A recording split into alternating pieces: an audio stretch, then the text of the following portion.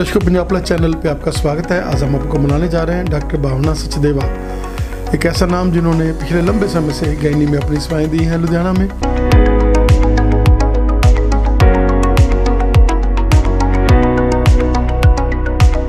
दर्शकों, Punjab plus channel पे आपका स्वागत है। आज हम आपको मिलाने जा रहे हैं डॉक्टर भावना सचदेवा, एक ऐसा नाम जिन्होंने पिछले लंबे समय से गैनी में अपनी सेवाएं दी हैं लुधियाना में। डॉक्टर, स्वागत है आपका हमारे स्पेशल शो में।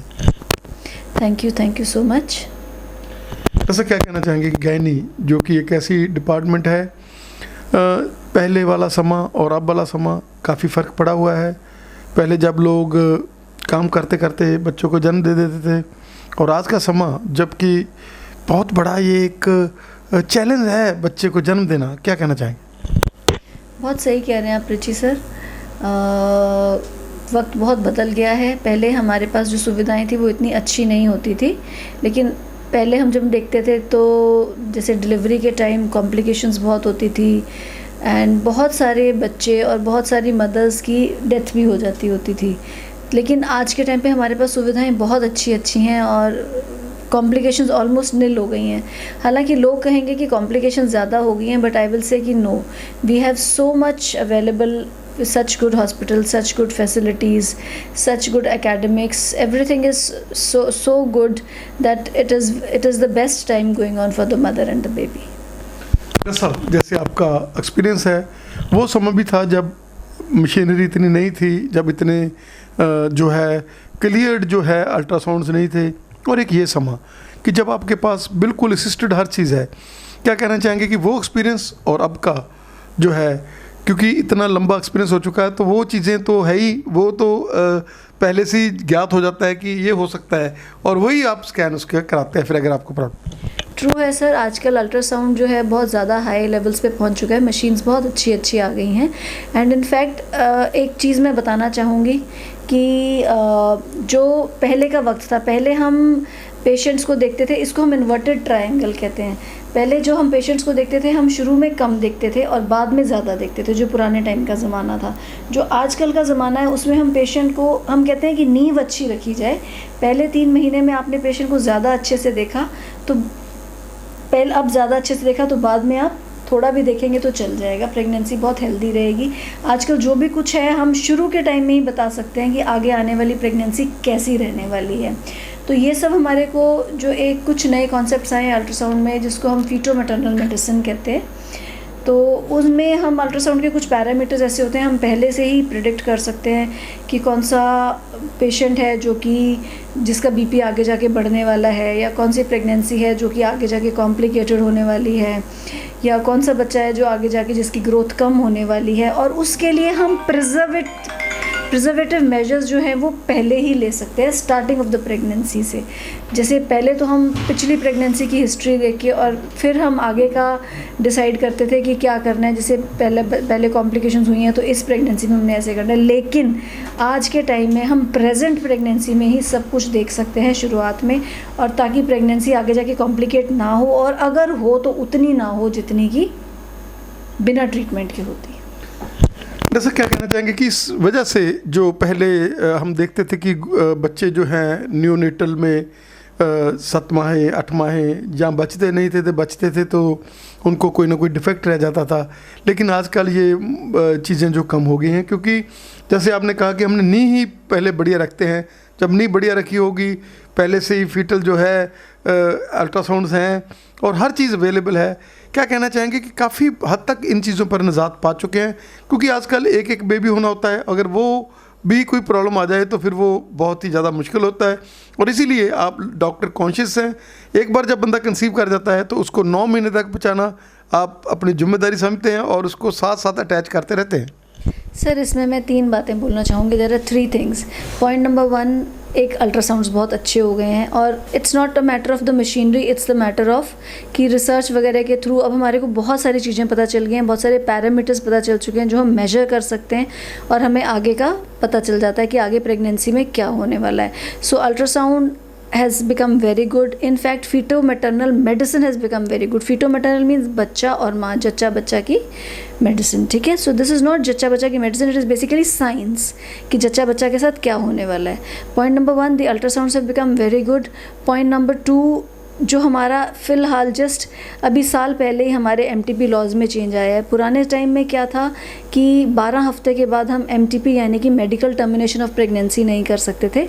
अब हम या फिर कर सकते थे तो 2 गायनेकोलॉजिस्ट के सहमति पे कर सकते थे, पर अब हमारा जो टाइम पीरियड है वो बढ़ा के 20 हफ्ते कर दिया गया है.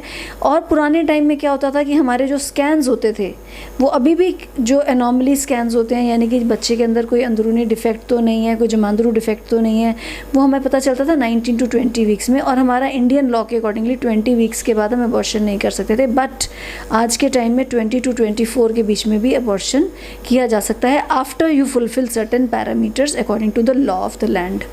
तो एक ये MTP लॉ में चेंज आया है. और कुछ लॉ ये भी है कि इवन 24 हफ्ते के बाद भी अगर हमें पता चलता है कि बच्चे में कोई डिफेक्ट है जो कि नॉट कंपैटिबल विद लाइफ, तो कि जो कि आगे जाके बच्चा जी नहीं पाएगा या अपने आप को सस्टेन नहीं कर पाएगा, in that case board form किया जाता है सरकार की तरफ से, जो कि ऑलरेडी हर एक शहर में एग्जिस्ट करता है. एंड उससे परमिशन लेके हम आगे परस्यू कर सकते हैं. तीसरी बात, after the if the pregnancy continues, और अगर प्री टर्म डिलीवरीज़ वगैरह हैं तो आजकल नर्सरीज़ और बच्चों के लिए सब कुछ बहुत अच्छा हो गया है.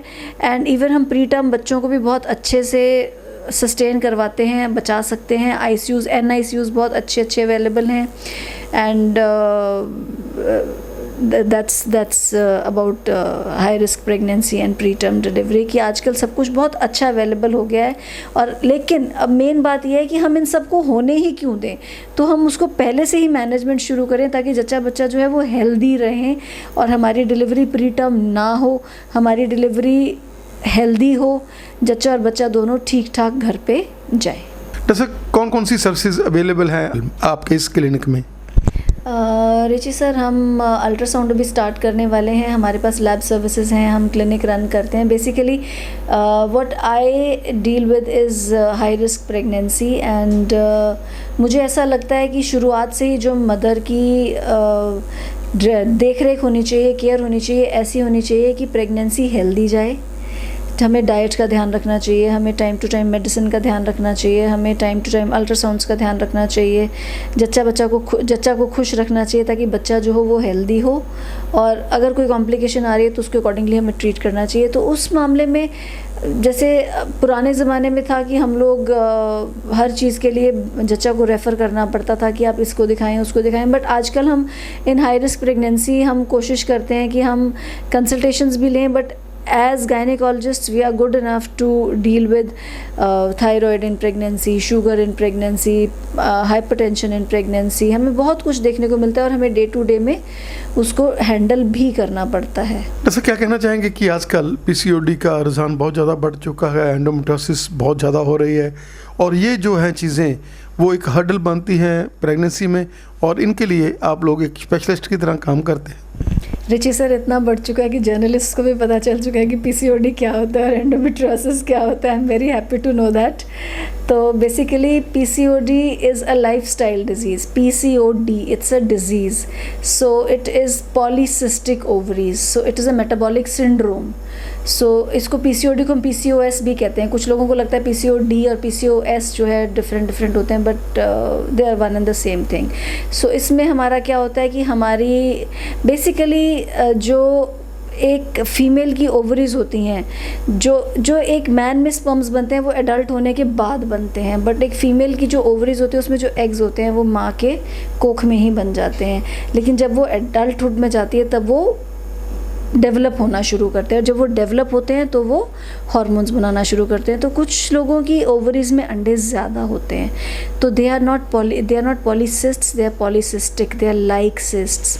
सो पॉलीसिस्टिक एंड बिकॉज क्योंकि अंडे ज़्यादा होते हैं तो वो हार्मोन्स ज़्यादा रिलीज़ करते हैं, तो हमारी बॉडी में कुछ चेंजेस देखने को मिलते हैं जो हार्मोन्स के इरेगुलरिटी होने से या ज़्यादा होने से हमारी बॉडी में आते हैं.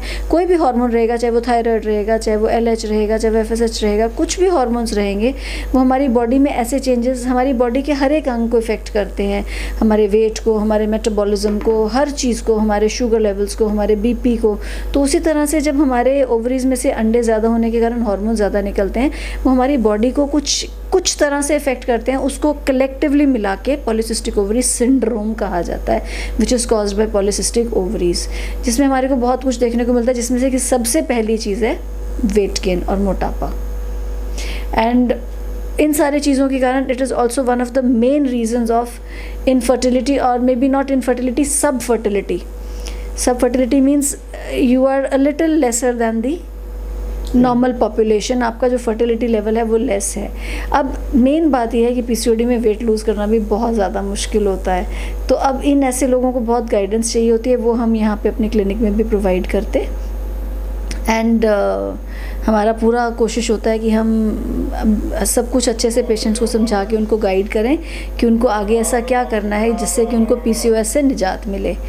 अब दूसरी बात हम आ जाते हैं एंडोमेट्रियोसिस पे। एंडोमेट्रियोसिस भी एक बहुत ही very bad disease which people were not aware of just a little time back. So but good ultrasound machines, good knowledge has led to people knowing so much about it. आजकल हमारे पास बहुत कुछ है जो endometriosis को cure नहीं कहूँगी, endometriosis कभी क्योर नहीं होता unless and until there is one thing which can cure, which I think it is pregnancy which can cure the endometriosis.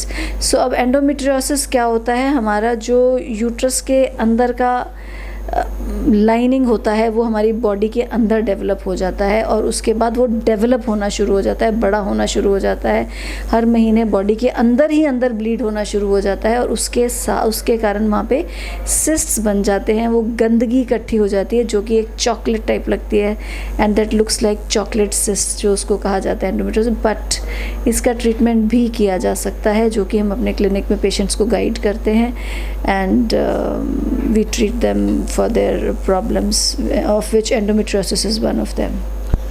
Doctor साहब क्या कहना चाहेंगे कि आजकल जो प्रॉब्लम्स आप सॉल्व करते हैं वो पहले वाला समय नहीं है कि आपके पेट को कट लगेंगे बड़े बड़े।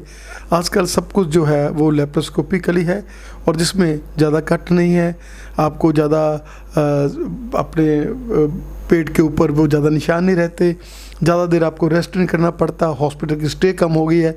क्या कहना चाहेंगे? ट्रू।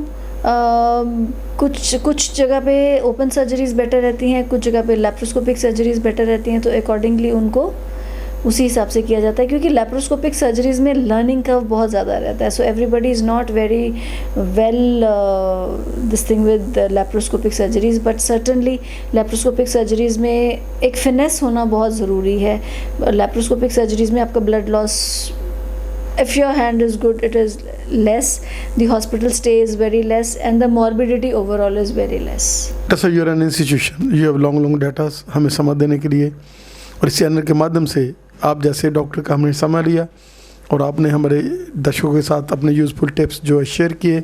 सबसे बड़ी बात जैसे आपने यहाँ पे मैं एक बात और कहना चाहूँगी, gynae and obstetrics is not only about surgeries, it's about conservative treatments also, जो कि मैंने आजकल रियलाइज़ किया है कि सर्जरी सर्टनली बहुत बढ़ गई हैं, लेकिन लोग जो है कंजर्वेटिव ट्रीटमेंट भी चाहते हैं। I think conservative treatment is the need of the hour, जो कि हम आजकल, अब आपने भी सर्जरी की बात ज़्यादा करी, कंजर्वेटिव ट्रीटमेंट की कम करी। मुझे ऐसा लगता है कि ह्यूमन बॉडी को कंजर्वेटिव ट्रीटमेंट की भी ज़रूरत है। सो इसीलिए तो लोग कहते हैं ना कि डॉक्टर के पास अगर हम जाएंगे, डॉक्टर सचदेवा के पास, तो वो कोशिश यही करेगी कि हमें चीज़ों से बचा दे। अब पीसीओडी वाले पेशेंट आप काउंसल करते हैं, आप उनका वेट कम कर दिया, उनका डाइट चार्ट बना दिया, बहुत सारी जो लड़कियां हैं, यंग लड़कियां हैं, आप उनको एक नई ज़िंदगी दे रहे हैं। Thank you so much, Richi sir, for such good words that you have used about me, and I certainly believe so much in conservative treatment. Body cannot undergo multiple surgeries, what I feel. So surgery should be avoided at any cost. Doctor साहब का बहुत बहुत धन्यवाद। और दर्शकों, आपने देख लिया डॉक्टर साहब का कि कैसे ये सेवा के पुंज बन के सेवा कर रहे हैं। फ़ोन नंबर नीचे चल रहे हैं, अगर आपको किसी भी तरह की प्रॉब्लम है, या ये प्रॉब्लम तो नहीं कह सकेंगे, खुशी होती है जब बंदा प्रेग्नेंट होता है तो आपको किसी तरह की राय लेनी है डॉक्टर साहब के साथ। जैसे इन्होंने बताया कि न्यूनेटल से ही बेटे का जो स्टार्टिंग के मंथ है उससे ही हम लोग पूरी तरह से मुस्तैदी से उसका मुकाबला करते हैं। I would also like to add, Richi sir, that it's not like we are not doing surgeries, being so many years in work. We have done lots of surgeries, but this is my personal feeling that conservative treatment is the need of the hour. So that's it. Doctor साहब का बहुत बहुत धन्यवाद हमें समय देने के लिए। Thank you so much, sir.